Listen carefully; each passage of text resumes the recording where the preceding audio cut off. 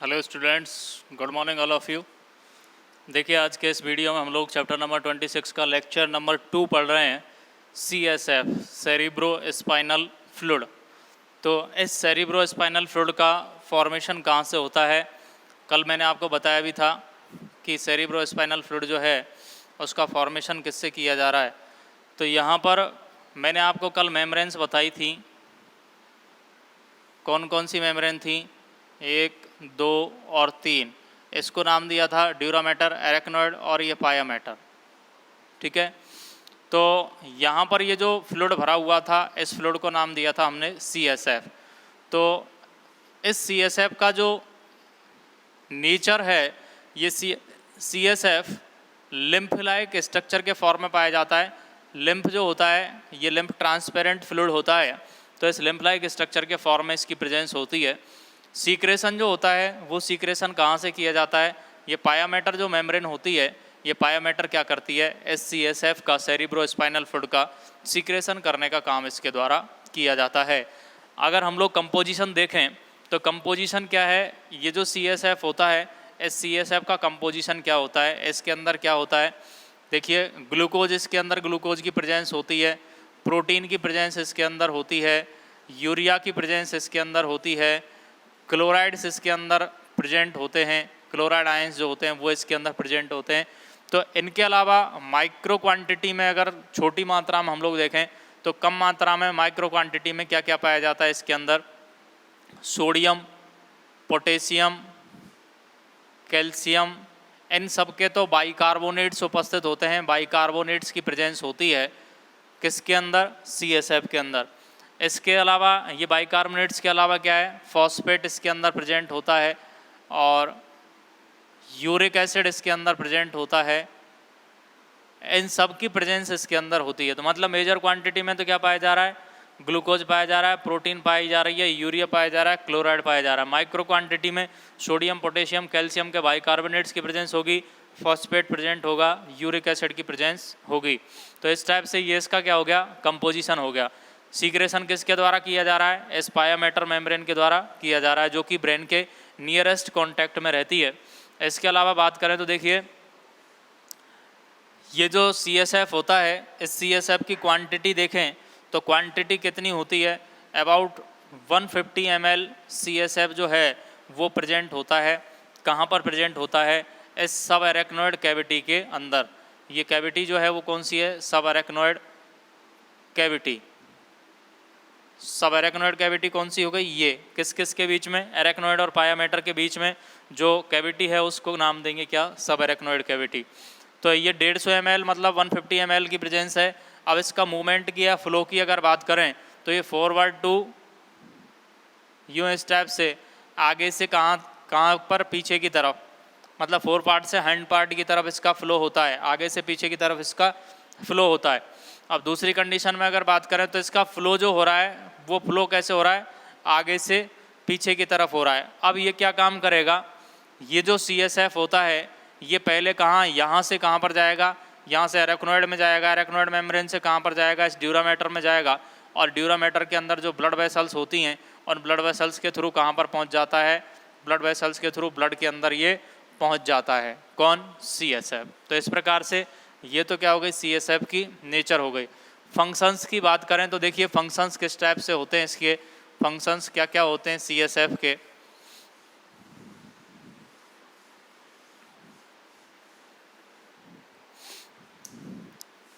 Functions of CSF, functions of CSF। तो CSF के function क्या क्या हैं, क्या क्या काम करता है? सबसे पहली अगर हम लोग बात करें तो किसी भी प्रकार की एक्सटर्नल जो इंजरी होती हैं और इंजरी से ब्रेन को प्रोटेक्ट करने का काम इसके द्वारा, ब्रेन प्रोटेक्शन करने का काम इसके द्वारा किया जाता है।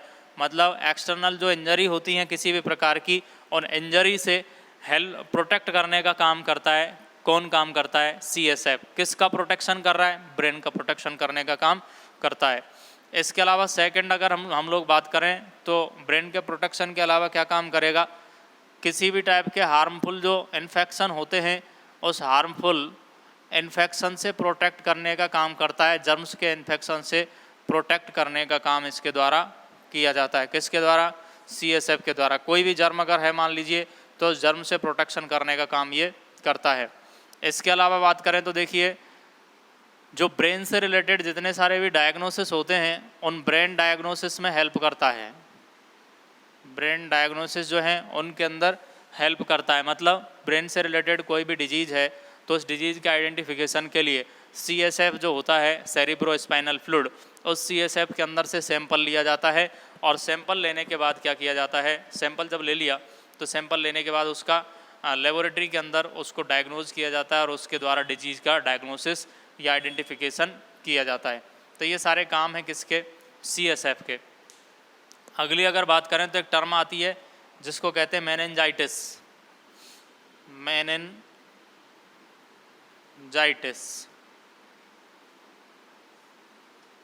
तो एक बैक्टीरिया होता है जिसका नाम है नाइजीरिया मेनिंजाइटिडिस। मेनिंजाइटिडिस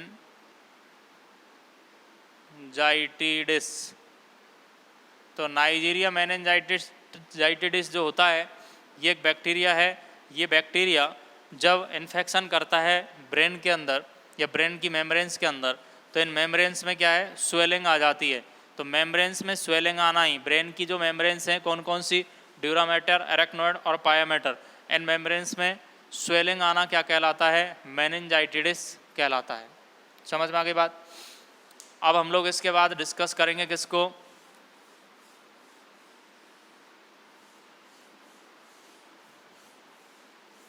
ब्रेन को। ब्रेन तो ब्रेन जो होता है, इस ब्रेन के कितने पार्ट्स हैं? 3 पार्ट्स में इसको डिवाइड किया था हमने। एक है फोर ब्रेन, सेकंड था मिड ब्रेन और थर्ड जो था वो कौन सा था? Hind brain. कौन सा ब्रेन था? Hind brain. कितने पार्ट बना दिए? 3 part, fore brain, mid brain और हाइंड ब्रेन। तो ये 3 पार्ट्स के अंदर इसका डिवाइडेशन है। हम लोग यहाँ पर बात करें तो स्ट्रक्चर ऑफ ब्रेन की अगर बात करें तो ब्रेन की जो स्ट्रक्चर होती है वो किस टाइप से होती है? Structure of brain. तो ब्रेन जो है उस ब्रेन की स्ट्रक्चर किस टाइप की बनी होती है, किस टाइप से इस ब्रेन का फॉर्मेशन होता है, इसकी हम तो संरचना में देखिए इस प्रकार की इसकी संरचना होती है। ब्रेन की जो संरचना है वो इस प्रकार से है। तीनों पार्ट मैंने इसके अंदर दिखाए हैं। फोर ब्रेन भी इसके अंदर मैंने दिखाया है, मिड ब्रेन भी इसके अंदर शो किया है और हाइंड ब्रेन भी इसके अंदर शो किया है। देखिए ये तीनों पार्ट जो होते हैं ये किसके पार्ट हैं? ये हाइंड ब्रेन के पार्ट हैं, हाइंड ब्रेन के पार्ट हैं। और यहाँ पर मैंने जो शो किया है ये वाले जो पार्ट हैं सेरिब्रल कॉर्टेक्स, कॉर्पस कैलोसम और इसके अलावा ये जो है यहाँ पर मैंने हाइपोथैलेमस और थैलेमस, ये पूरा पार्ट जो है ये किसका है? ये फोर ब्रेन का पार्ट है। फोर ब्रेन का पार्ट है। कौन कौन से पार्ट है फोर ब्रेन के? सेरिब्रल कॉर्टेक्स, कॉर्पस कैलोसम, ये पूरा सेरिब्रम है और थैलेमस और हाइपोथैलेमस, ये सारे पार्ट जो भी हैं ये किसके हैं? ये मैंने जितने सारे पार्ट बनाए ये किसके बनाए? फोर ब्रेन के। और यहाँ कॉर्पोरा क्वाड्रिजेमिना जो है ये वाला पार्ट, इस कॉर्पोरा क्वाड्रिजेमिना को मिड ब्रेन का पार्ट माना जाता है। तो इस प्रकार से ये सारे पार्ट मैंने यहाँ पर बनाए। अब देखिए सबसे पहले इसको डिस्कस करें तो ये कौन सा लोब है? फ्रंटल लोब है जो आगे की तरफ है। ये कौन सा है? टेम्पोरल लोब होता है। ये पैराइटल लोब इधर की तरफ है। तो ये बड़ा भाग जो आपको दिख रहा है ये कौन सा भाग है? ये सेरिब्रम है। कौन सा भाग है? ये सेरिब्रम है। और इस सेरिब्रम के द्वारा इस ब्रेन का मोस्ट ऑफ पार्ट का फॉर्मेशन किया जाता है, मोस्ट ऑफ पार्ट बनाया जाता है। इस सेरिब्रम की अगर नीचे की तरफ मैं बात करूं तो यहाँ पर स्थित है क्या? थैलेमस। और इस थैलेमस के ऊपर की तरफ एपिथैलेमस। तो टोटल में अगर बात करूं तो ये वाली जो है मतलब यहाँ पर ये डाइनसेफेलॉन का पार्ट है। डाइनसेफेलॉन जो होता है, इस डाइनसेफेलॉन के द्वारा इसकी जो छत है, इसकी छत का फॉर्मेशन किससे किया जाता है? डाइनसेफेलॉन से किया जाता है। किसकी छत का फॉर्मेशन? ये जो सेरिब्रम है, इस सेरिब्रम की छत क्या है? ये डाइनसेफेलॉन है पूरा। तो यहाँ पर डाइनसेफेलॉन को कितने भागों में बांटा है, एपिथैलेमस, थैलेमस और ये नीचे वाला हाइपोथैलेमस। इसके अलावा मैं बात करूँ तो मिड ब्रेन का जो पार्ट होगा, तो मिड ब्रेन का पार्ट कौन सा हो जाएगा, कॉर्पोरा क्वाड्रिजेमिना। हाइंड ब्रेन जो होता है, उस हाइंड ब्रेन के अंदर क्या पाया जाता है, ये प्रेजेंस है किसकी, सेरिबेलम की। ये वाला जो पार्ट है ये कौन सा पार्ट है, सेरिबेलम है, जो कि फिजिकल बैलेंसिंग का काम करता है। और ये यहाँ पर ये वाला पार्ट जो मैंने बनाया है, ये कौन सा बनाया, पोन्स वेरोलाई बनाया है, ये भी हाइंड ब्रेन का पार्ट है। और ये नीचे की तरफ मैंने मेडुला ऑब्लोंगेटा शो किया है, ये भी किसका पार्ट है, हाइंड ब्रेन का पार्ट होता है। सबसे पहले मैं यहाँ पर डिस्कस करूँ तो किसको डिस्कस करना है, सबसे पहले फोर ब्रेन को डिस्कस करना है। तो फोर ब्रेन जो है, इस फोर ब्रेन का फॉर्मेशन कैसे होता है, ठीक है। तो ये फोर ब्रेन जो है ये किन किन चीज़ों से मिलकर बना है, तो सबसे पहले अगर बात करें तो फोर ब्रेन का फॉर्मेशन दो पार्ट से होता है। एक तो पहला तो कौन सा है, सेरिब्रम, सेरिब्रम, और दूसरा जो पार्ट है इसका बी पार्ट, वो है कौन सा, डाइनसेफेलॉन, डाइनसेफेलॉन।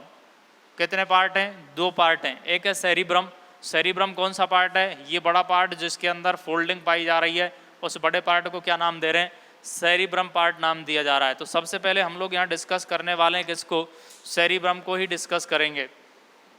तो सेरिब्रम जो होता है ये ब्रेन का एक बड़ा पार्ट होता है, और ब्रेन का लगभग कितना पार्ट बनाता है, 70% भाग या 70% पार्ट का जो फॉर्मेशन किया जाता है वो सेरिब्रम के द्वारा किया जाता है।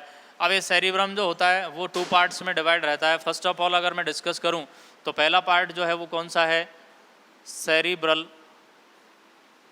Hemisphere, cerebral hemisphere. और सेकंड पार्ट इसका जो है वो कौन सा हो जाएगा, ओल्फैक्टरी लोब हो जाएगा। तो सेरिब्रल हेमिस्फीयर की बात करें तो ये वाला जो बड़ा पार्ट मैं आपको बता रहा हूँ, ये बड़ा पार्ट जो आपको दिख रहा है, ये जितना सारा भी, वो कौन सा है, वो सेरिब्रल हेमिस्फीयर है। और इसका सेकंड पार्ट जो होता है वो होता है ओल्फैक्टरी लोब। तो देखिए किस प्रकार से इसका फॉर्मेशन होता है। ये सेरिब्रल हेमिस्फीयर जो होता है ये कितने होते हैं, सेरिब्रल हेमिस्फीयर का नंबर जो होता है वो 2 होता है। यूं स्टेप से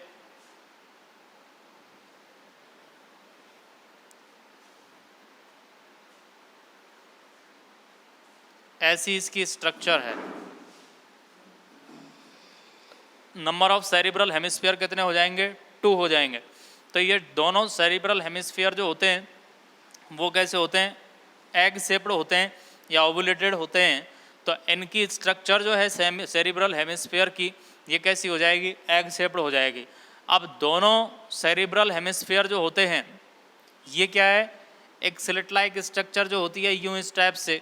तो ये क्या करती है, इनको दो पार्ट्स में डिवाइड करती है। ये हो गया सेरिब्रल हेमिस्फीयर, सेरिब्रल हेमिस्फीयर, ठीक है।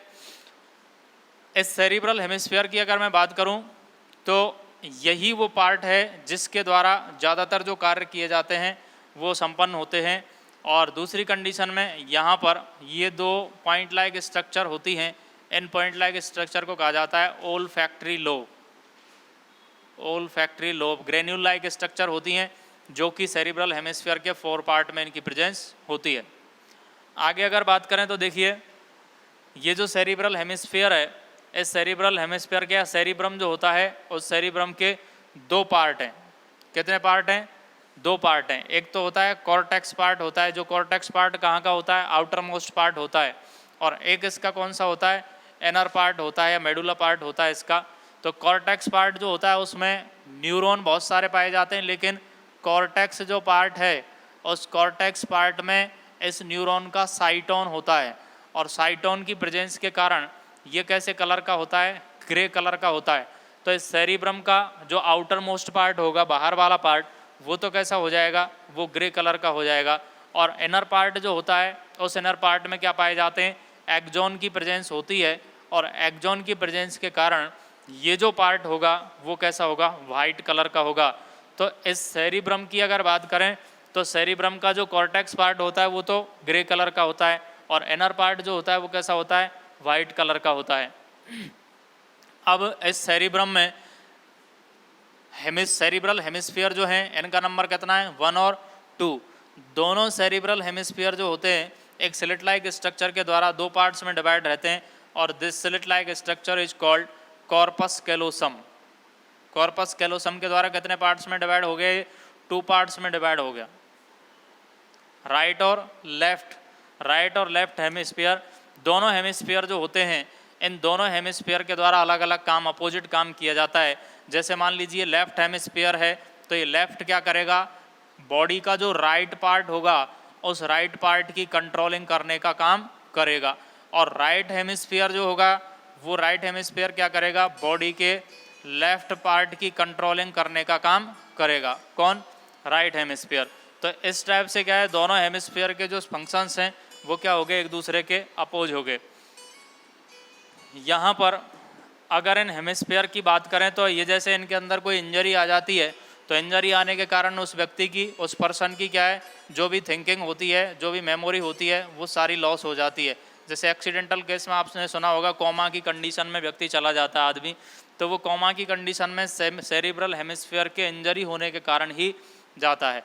इतनी बात मैं समझता हूँ आपके समझ में आ गई होगी। आगे की कंडीशन बात करें तो देखिए सेकंड पार्ट जो होता है इसका, वो सेकंड पार्ट होता है कौन सा, ओल्फैक्टरी लोब। ओल्फैक्टरी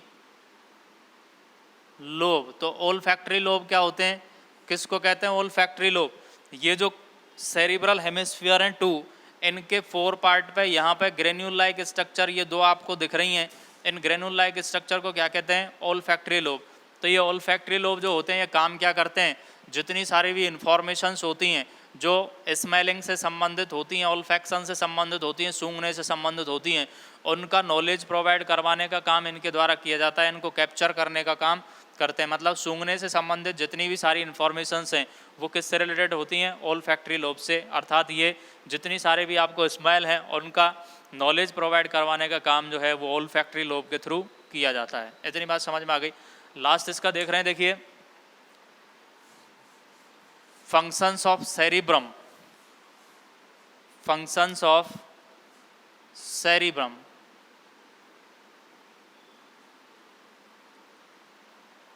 तो सेरिब्रम जो होता है ये क्या काम करता है।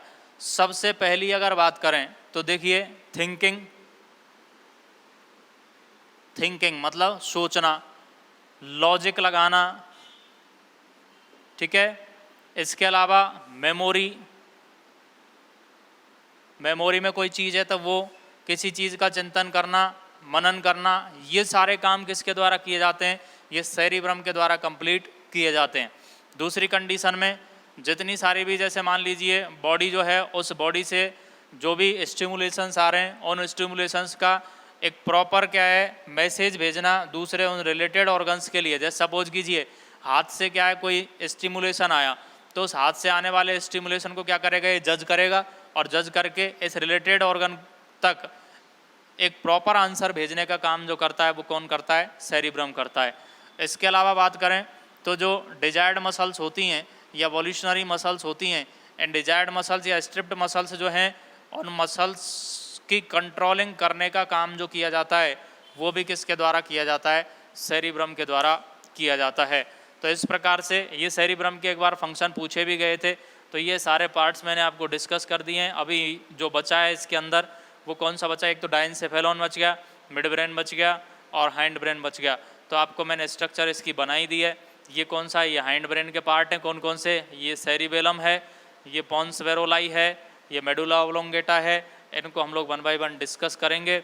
और यहाँ पर हम लोग डिस्कस करने वाले हैं किसको, नेक्स्ट क्लास में ये थैलेमस है, यहाँ पर हाइपोथैलेमस है। इन दोनों के बारे में भी डिस्कस करेंगे। मतलब थैलेमस के नीचे की सरफेस पे कौन होता है, हाइपोथैलेमस की प्रेजेंस होती है। तो ये हम लोग अगली क्लास में डिस्कस करने वाले हैं। तब तक के लिए thanks of all, goodbye students.